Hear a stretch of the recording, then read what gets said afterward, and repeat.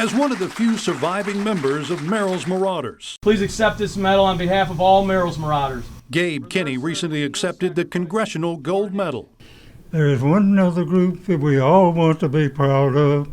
That is this young man that was left in Burma, did not get to return. Explained to us thoroughly that they expected an 85% casualty rate. Kinney was interviewed for a documentary produced by the World War II Museum in New Orleans to commemorate the exploits of the all-volunteer force named after their commander, General Frank Merrill.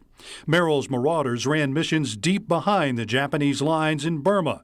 When he volunteered, Kinney was already a combat veteran from the Battle of Guadalcanal. Our mission was to stop the supply lines into where they were fighting the British.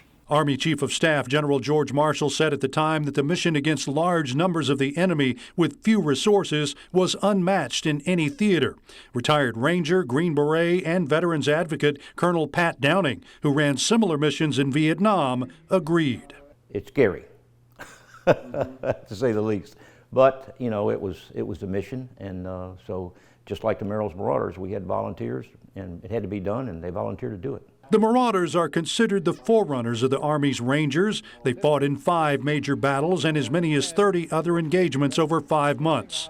Not only did they fight the Japanese, they fought treacherous jungle terrain, incredible heat, debilitating disease, and leeches. We had to even stop ourselves, pick the leeches off of us.